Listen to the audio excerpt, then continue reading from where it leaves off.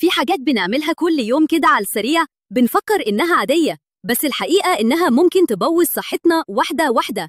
النهاردة هقول لكم على 10 أخطاء صحية ناس كتير بتعملها من غير ما تحس، وكل واحد فيهم ليه تأثير كبير على الجسم والمناعة واللي حواليك كمان. أول خطأ، سيب القطرات أو الكريمات القديمة في البيت وبستخدمها وقت ما أحب. ده غلط جدا. في أدوية بتتغير بعد الفتح أو ممكن تبوظ أو تكون مش مناسبة للحالة. لازم أي دواء تستخدمه يكون بتوصية من دكتور أو صيدلي. تاني خطأ، بشرب شاي بعد الأكل على طول. عارف إن الشاي فيه مضادات أكسدة حلوة، بس لو شربته بعد الأكل مباشرة هتقلل امتصاص الحديد وده ممكن يعمل أنيميا.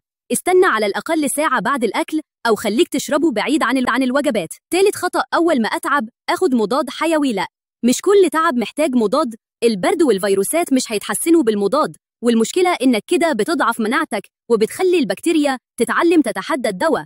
استشير دكتور الأول وما تستخدمش مضاد من نفسك. رابع خطأ، مش بفطر أول حاجة بدخلها بطني قهوة. ده أسوأ حاجة للمعدة. القهوة على معدة فاضية ممكن تسبب التهاب وحموضة وتعب في القولون. ابدأ يومك بحاجة خفيفة، حتى لو تمرة وزبادي مثلا، وبعدها القهوة. خامس خطأ، أنا بنام 4 أو 5 ساعات وكفاية كده. الموضوع مش كفاية. جسمك محتاج 6 ل 8 ساعات نوم علشان يجدد خلاياه، يظبط الهرمونات، يقوي المناعة. النوم القليل بيأثر على كل حاجة من بشرتك لمزاجك. سادس خطأ، بحط السماعات طول اليوم وصوت عالي. عارف إنه ممتع، بس إذنك مش هتستحمل ده على طول. الصوت العالي بيأذي العصب السمعي، ومع الوقت ممكن تسمع طنين أو تفقد جزء من سمعك. سابع خطأ، كل شوية أغسل إيدي بصابون ومعقم طول اليوم. النظافة حلوة، بس المبالغة فيها مش مفيدة. في بكتيريا نافعة على الجلد، ولو قضيت عليها باستمرار هتسيب جلدك عرضة للجفاف والعدوى. تامن خطأ، بقعد بالساعات من غير حركة. حتى لو بتشتغلي من البيت أو قاعدة على الموبايل لازم كل شوية تقومي تتحركي، تمشي، تفردي جسمك.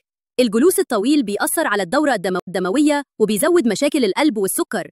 تاسع خطأ، بسيب الأكل مكشوف أو سايب بره التلاجة. ده بيخلي الأكل يتعرض للبكتيريا أو الحرارة وممكن يسبب تسمم غذائي. لازم نحفظ الأكل صح ونغطيه ونرجعه التلاجة أول ما يبرد. عاشر خطأ، مش بشرب مية كفاية طول اليوم. جسمك محتاج مية علشان كل حاجة تشتغل صح، من الكلى للبشرة للهضم. اشرب مية حتى لو مش عطشان، ووزع الكمية طول اليوم. لو لقيت نفسك بتعمل خطأ أو 2 من اللي قلناهم النهاردة، ما تقلقش، المهم إنك تبدأ تصلحهم من دلوقتي. الصحة عمرها ما كانت في حاجات كبيرة، بس أوقات تفصيلة صغيرة هي اللي بتفرق. قولولي في الكومنتات أكتر خطأ كنتوا بتعملوه، وهنكمل سلسلة الأخطاء في فيديوهات تانية. ما تنسوش اللايك والسبسكرايب، ويلا نبدأ نعيش بصحة أحسن كل يوم.